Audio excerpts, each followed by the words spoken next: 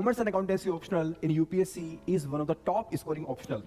As per the latest UPSC annual report, it is also providing more than 12% success rate, which is way higher than many other optionals.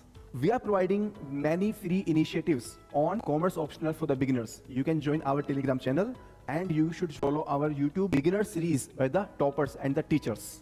You can also schedule one-to-one mentoring call with me to plan your strategy for the commerce optional. Our courses on the commerce include classroom course, enriched study material, detailed solution of the previous year questions, and the daily answer writing mock test and practice. We are also adding the value through value additions.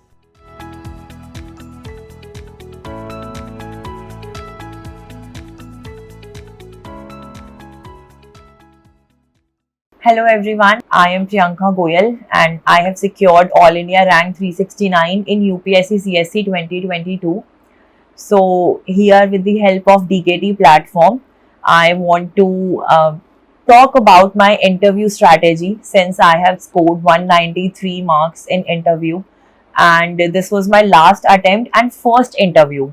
So in the very first interview, I believe that I have scored very good marks, like 190 plus are considered good score in interview. So let me talk few things about the interview preparation and how I prepared for my interview. So see, the most important thing for interview is having that belief कि आप already services में हो, आप already किसी एक बहुत अच्छे platform पे हो और आपके अंदर वो सारी कैपेबिलिटीज हैं अपने कंट्री के लिए, अपने लोगों के लिए काम करने की. ये कहना बहुत आसान होता है बट इस चीज को अपने अंदर मान के चलना ये बहुत मुश्किल होता है. तो अगर आपके पास अंदर से ये बिलीफ है कि ऑलरेडी ये सब चीजें हैं, you are already considering yourself as an officer, ये वाला बिलीफ अगर आप अपने अंदर रखेंगे, that will bring a confidence in you. और वो जो confidence होगा ना, that will help you in interview. Not just scoring good और like उस time पर पूरी interview की जो हम preparation करते हैं, आपका जो एक नजरिया होगा उस preparation को देखने का, उसको करने का और finally जाकर interview में appear होने का, वो सारी चीजें एक sync में आ जाएंगी और वो automatically better हो जाएंगी. तो सबसे पहले तो आप अपने अंदर इंटरव्यू की तैयारी स्टार्ट करने से पहले आप मान लो कि आप ऑलरेडी लिस्ट में हो, you are already an officer. In fact मुझे याद है एक हमारे 3-4 साल पहले हमारे एक टॉपर की एक कोटेशन भी है बहुत famous. So when you interview room के लिए इसको बोला जाता है कि if you walk like an IAS so you come out like an IAS. सो आप इस चीज को अपने माइंड में लेकर चलो कि अंदर जाना ही अपने आप को एक IAS समझकर है तो आप बाहर एक IAS बनकर ही आओगे.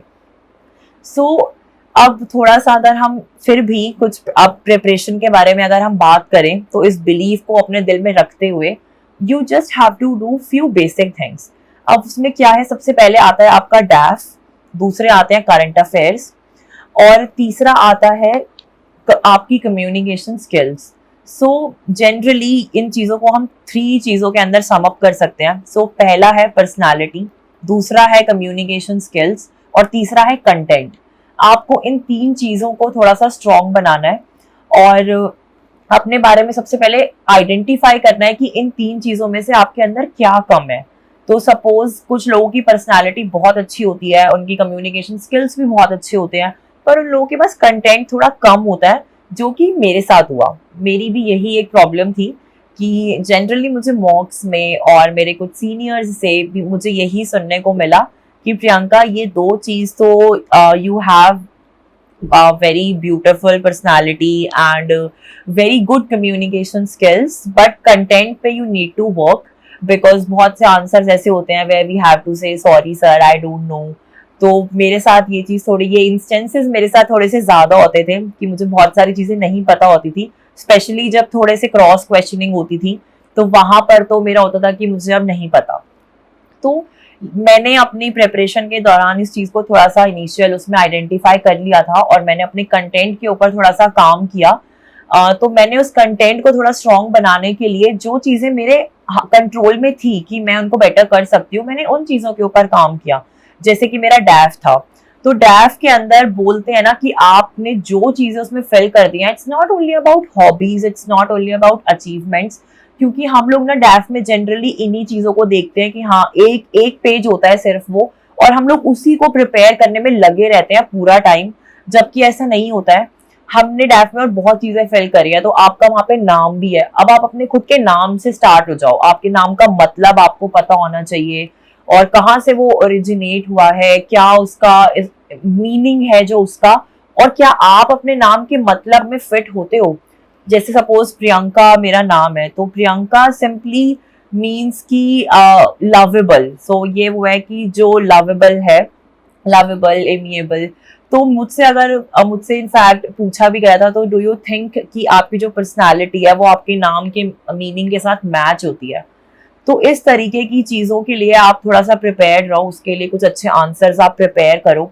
उसके अलावा फिर आपके पेरेंट्स के नेम आ जाते हैं, आपका स्कूल का नाम है, आपके कॉलेज का नाम है, आपका जो आपका बर्थ प्लेस है। जैसे मैं दिल्ली की ही बॉर्न एंड ब्रॉट अप हूँ, तो मेरा तो जो इंटरव्यू में क्वेश्चन थे वो दिल्ली के अराउंड ही थे कि दिल्ली की प्रॉब्लम्स क्या हैं, उसके सॉल्यूशंस क्या हैं। दिल्ली में उस टाइम पर स्ट्रीट डॉग्स की बहुत ज़्यादा प्रॉब्लम थी, तो एक मेरे से ये इस टॉपिक पर डिस्कशन हुआ था कि how you address that street dog problem. तो आपका जो भी बर्थ प्लेस है उसके बारे में आपको थोड़ा सा आप फेमिलियर होने चाहिए, उसकी सारी बेसिक चीज़ों के बारे में वहाँ पे।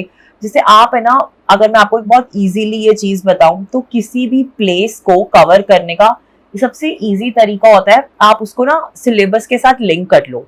तो सिलेबस कैसे है हमारा, पेपर वाइज। तो first paper is of history, geography, society, second उसका पॉलिटी, गवर्नेंस, उसके बाद थर्ड उसका हमारे जो टॉपिक्स आते हैं, तो एनवायरनमेंट, साइंस, इकोनॉमी, और फिर फोर्थ में आता है हमारा एथिक्स।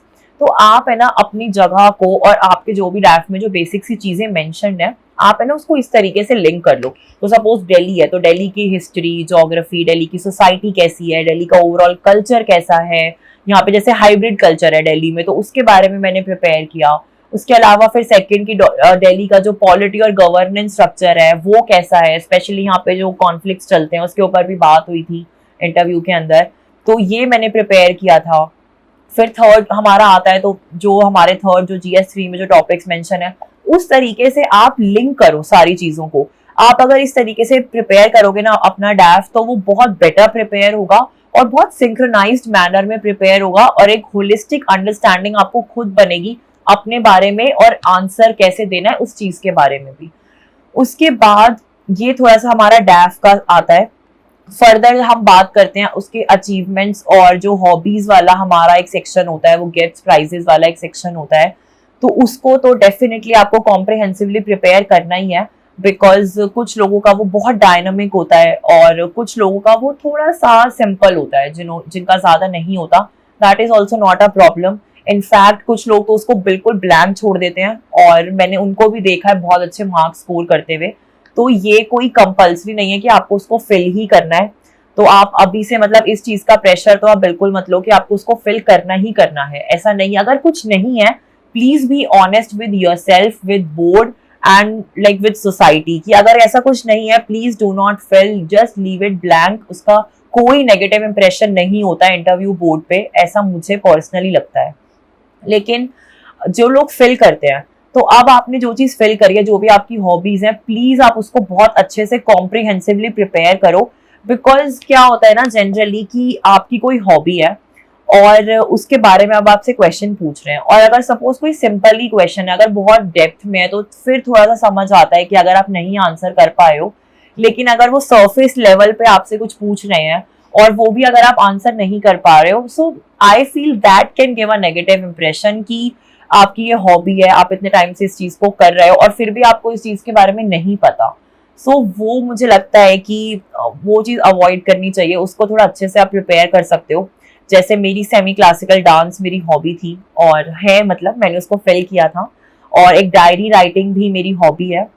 तो मैंने इन दोनों चीजों को अपने हॉबी सेक्शन में फिल किया था, और इनके ऊपर से क्वेश्चन भी मुझसे पूछे गए थे, तो मैं बहुत कॉम्प्रिहेंसिवली प्रिपेयर्ड थी। इनफैक्ट डायरी राइटिंग के ऊपर मुझसे ऑल्दो बहुत सिंपल क्वेश्चन पूछा गया था कि मैं कब से लिख रही हूँ और मैं उसको क्यों लिखती हूँ, मुझे क्या बेनिफिट मतलब महसूस होता है डायरी लिखने के बाद, मुझे क्या ऐसा उसने हेल्प किया मेरी प्रिपरेशन के अंदर, और फर्दर सर्विसेज में जाने के बाद वो हॉबी मुझे कैसे हेल्प कर सकती है। तो ये कुछ इस टाइप के क्वेश्चंस थे, लेकिन मैंने ये सब तो मैंने प्रिपेयर किया ही था। उसके अलावा तो मैंने तो डायरी राइटिंग के ऊपर बहुत डिटेल में प्रिपेयर किया था कि डायरी कब से लोग लिख रहे हैं, उसका हिस्ट्री में क्या था, और पहली डायरी कौन सी लिखी गई है, फेमस डायरी राइटर्स कौन है, कौन किस किस की फेमस डायरीज है, उनके पीछे की स्टोरीज क्या क्या है। तो मैंने तो ये इन सब लाइन्स पर भी मैंने उस चीज को प्रिपेयर किया था। So I am just sharing an example that how comprehensively you have to prepare your hobby. उसके बाद अगर हम अचीवमेंट सेक्शन की बात करते हैं, तो मुझे ऐसा लगता है कि थोड़ी सी अगर चीज़ें डायनामिक वहाँ पे होती है तो आई फील कि शायद इंटरव्यू बोर्ड भी थोड़ा सा इंजॉय करता है उस चीज़ के बारे में डिस्कस करने के लिए। तो जैसे मेरा वेरी फ्रैंकली स्पीकिंग मेरा जो थोड़ा बैकग्राउंड रहा specially in my college days, वो थोड़ा सा मॉडलिंग के अराउंड भी था। और उसके अलावा जब मैं प्रिपेयर कर रही थी तो उस टाइम पर भी मुझे बहुत सारे ऐसे मॉडलिंग असाइनमेंट्स के ऑफर्स आए थे, और मुझे कुछ साउथ सदर्न मूवीज में भी काम करने के लिए मुझे ऑफर आए थे एज लीड एक्ट्रेस। उनके डायरेक्टर्स ने मुझसे बात की थी। तो ये सब चीज़ें जो थी, तो इनका कुछ बेसिक मेरे पास कुछ था जो मैंने अपने डैफ में मेंशन किया था। और इस चीज़ के बारे में मुझसे फिर इंटरव्यू के अंदर काफ़ी कॉम्प्रिहेंसिव एक डिस्कशन चला था कि Priyanka, so why you want to become a civil servant and why not a model. So generally आपका क्या परसेप्शन है मॉडल्स के बारे में। और फिर एक एडवर्टीजमेंट में मेरा सिलेक्शन हुआ था, तो फर्दर फिर वो डिस्कशन वहां से एडवर्टीजमेंट के ऊपर मूव ऑन हुआ कि how advertisements have evolved in India. तो वहां पे उस चीज के बारे में मैंने वहां पे उनको आंसर्स दिए, एक्सप्लेन किया उस चीज को। तो दिस वे मतलब मैंने जो भी अपने डैफ में उस चीज को लिखा, खुद ही डैफ के अंदर ना एक क्वेश्चन आंसर सेशन होना चाहिए जो आप खुद से करते हो, कि जो भी आपने लिखा है ना, आप मुझे लगता है कि आप 400-500 क्वेश्चन है ना खुद प्रिपेयर कर लो अपने डैफ में से। उसके बाद आप मॉक्स वगैरह लो जहां पे फिर कुछ नए सेट ऑफ क्वेश्चंस आपको मिलते हैं और आप उनको भी प्रिपेयर करो। सो एक ये तो हो गया डैफ के बारे में जो अपने ब्रॉड लाइंस पे बात की। उसके बाद आता है हमारे करंट अफेयर्स। सो ये दो चीजें बहुत इंपॉर्टेंट होती हैं किसी इंटरव्यू के लिए, यही दो चीजें ज्यादा इंपॉर्टेंट है आई बिलीव। तो करंट अफेयर्स भी आपके साइड बाय साइड आपकी प्रिपरेशन में चलने चाहिए। जनरली लोग सजेस्ट करते हैं कि आप 2 या 3 अखबार पढ़ो, बट मैं उतना ज्यादा न्यूज़पेपर रीडिंग या न्यूज़पेपर लवर पर्सन नहीं हूँ। तो मैंने इतने न्यूज़पेपर्स तो रीड नहीं किए थे, 2-3, मैं सिर्फ एक ही न्यूज़पेपर रीड करती थी, इंडियन एक्सप्रेस। उसके अलावा मैं ना थोड़ा सा ऑडियो विजुअल मैकेनिज्म्स को ज्यादा फॉलो करती हूँ। तो मैं जैसे जो ऑनलाइन न्यूज आती है, जैसे न्यूज एनालिसिस आते हैं आजकल यूट्यूब पे हमारे CSC से रिलेटेड, उसके अलावा जो हमारे ना बेसिक चैनल्स हैं जो हमारे न्यूज के, जो हिंदी के, इंग्लिश के कोई भी चैनल है, तो मैं ना उनको फॉलो कर लेती थी। बिकॉज उनमें ना हमें ज्यादा जनरल अवेयरनेस पता लगती है, और जो एक जनरल परसेप्शन है सोसाइटी का उन चीजों के बारे में, ऑल्दो थोड़ा सा न्यूज चैनल्स में हो जाता है कभी कभी exaggeration, but still I believe कि वो भी हम लोगों के लिए एक पॉजिटिव चीज है, बिकॉज हमें वो और बेटर एनालाइज करने में ना हेल्प करती है। हमें पता चल रहा होता है कि एक एग्जैजरेटेड थिंग है या फिर ये बहुत ज्यादा नेगेटिव है या बहुत ज्यादा पॉजिटिव चीज है, तो हमें इजी हो जाता है एक बैलेंस्ड ओपिनियन फॉर्म करने में। इसीलिए मैं जो हमारे जो हिंदी के न्यूज चैनल्स हैं जो हम टीवी में देखते हैं, मैं उनको 2-3 चैनल्स को फॉलो करती थी। तो बेसिकली मैं 2 से 3 घंटे डेली के करंट अफेयर्स फॉलो करती थी, थोड़ा उससे टच में रहने के लिए। और अब सिर्फ ये नहीं है कि आपको ना करंट अफेयर्स बस सुन लिए और हो गया, सो दैट इज वो प्रीलिम्स और मेंस तक तो वर्क करती है वो चीज, बट इंटरव्यू के अंदर क्या होता है ना कि उसके बाद ऑटोमेटिकली आपको अपना ओपिनियन उनके सामने रखना होता है, because that is the prominent next question. कि आपने अगर उन्होंने पूछा भी कि बेटा are you aware of this thing, तो हमने बोल दिया यस सर, तो उन्होंने पूछा कि आप क्या पता है आपको, तो करंट अफेयर वाली पार्ट तो वहीं पे कवर हो गई कि आपने बता दिया उनको कि हाँ यहाँ पर ऐसा ऐसा चल रहा है। अब उसके बाद फर्दर क्वेश्चन आता है, तो आपको क्या लगता है या what is your opinion on this, या इस चीज को कैसे ठीक कर सकते हैं या कैसे इसको बेटर बना सकते हैं, वहां पर एक्चुअल काम आता है। तो उसी चीज पे मुझे लगता है कि आपको ज्यादा काम करना चाहिए जब आप न्यूज सुन रहे हो, आप करंट अफेयर्स पढ़ रहे हो कहीं से भी। Try to form an opinion over each and everything जो भी आप पढ़ रहे हो, कि ये नहीं तो फिर ऐसा होना चाहिए। So that is very important. उसके अलावा इंटरव्यू के लिए मुझे लगता है कि दोस्तों ये सारी चीजें हैं ना, ये सब चीजें कंटेंट पार्ट को कवर करती हैं, लेकिन उसके अलावा जो पर्सनालिटी और जो कम्युनिकेशन स्किल्स वाला पार्ट है उसको अगर आप थोड़ा सा वो एक ना इनबिल्ट चीज है, वो इतने टाइम से ऑलरेडी आपके अंदर आ चुकी है, तो उसको एकदम से इतने शॉर्ट नोट पे उस चीज को इनहांस करना थोड़ा सा डिफिकल्ट हो जाता है, but definitely that is not impossible. आप उस चीज को इम्प्रूव कर सकते हो। उसके लिए आप क्या कर सकते हो कि जैसे कुछ लोग सजेस्ट करते हैं एक मिरर वॉक होता है, तो आप मिरर के सामने खड़े हो जाओ and try to talk to yourself. आप खुद से क्वेश्चन पूछो, खुद से उसको आंसर करो, और आप ना आई कांटेक्ट मेंटेन करो कि अगर आप वहां पर खुद को आंसर करते वक्त भी अगर आप आई कांटेक्ट नहीं कर रहे हो ना, तो मुझे लगता है कि वो कहीं ना कहीं वो थोड़ा सा एक लो कॉन्फिडेंस दिखाता है, या फिर एक अच्छी पर्सनालिटी में भी काउंट नहीं होती है वो चीज। कि अगर आप खुद से ही बात करते हुए खुद को ही नहीं देख पा रहे हो, तो फिर आप और किसी को तो कैसे देखोगे। तो एक तो ये तरीका है। और अगर आपको लगता है कि बहुत बार क्या होता है ना, हम अपने आप को देख के बात कर रहे हैं मिरर में, वहां पर है ना बात तो हो गई, आपने प्रैक्टिस कर ली, बट इवैल्यूएशन वाला पार्ट मिस हो जाता है। तो वो हमें जनरली ना वो कॉन्वर्सेशन खत्म करने के बाद ही हम इवैल्यूएट कर पाते हैं। उसके लिए एक बेटर मैकेनिज्म है फोन में वीडियो रिकॉर्ड करना। आप अपने सामने अपना फोन रखो और उसके अंदर आप वीडियो रिकॉर्ड करो। तो आपने जो भी एक सेट ऑफ क्वेश्चन प्रिपेयर किया है अपने डैफ में से, या फिर कोई भी आप करंट का टॉपिक उठा लो और उसके ऊपर ना बात करना शुरू करो और वो पूरा रिकॉर्ड कर लो। उसके बाद उसको बाद में जब आपने खत्म कर ली वो चीज, तो फिर आप देखो उसको वीडियो को प्ले करो। उससे ना आपको बहुत ज्यादा अच्छे से समझ में आएगा कि कहाँ पे आप खुद को देख रहे हो, कहाँ पे आपकी जो बात करने का जो एक तरीका है वो कहाँ अप जा रहा है, कहाँ पे डाउन जा रहा है, क्या आपका जो वॉइस का एक लेवल है कहाँ पे वो ब्रेक हो रहा है, कहाँ पे वो बहुत अच्छा फ्लो में जा रहा है। बहुत सारी ऐसी छोटी छोटी सी ना चीजें होती हैं जो कम्युनिकेशन स्किल्स का पार्ट होती है। वो आपको मुझे लगता है कि उस वीडियो वाले पार्ट से ना ज्यादा बेटर समझ में आता है। तो आप उस तरीके की भी एक चीज ट्राई कर सकते हो। ये सिर्फ मेरा एक पर्सनल सजेशन है। इसके अलावा भी आई गेस बहुत चीजें होती हैं, जैसे कि ना एक ग्रुप डिस्कशन होता है। तो इंटरव्यू के टाइम पे जो भी सब आप लोग इंटरव्यू दे रहे हो, आप 4-5 लोग इकट्ठे हो सकते हो, आप लोग डेली बेसिस पे डिस्कशंस कर सकते हो। कोई मतलब और आप लोग है ना खुद भी एक बोर्ड की तरह ऐसे वो कर सकते हो। इमेजिन कि आप 5 दोस्त हो और जो 4 है ना, तो आप उनको ऐसे बोर्ड मेंबर्स की तरह बिठा दो और वो फिर आपसे क्वेश्चन पूछेंगे जितनी भी उनकी अंडरस्टैंडिंग है, और आप उनको आंसर दो।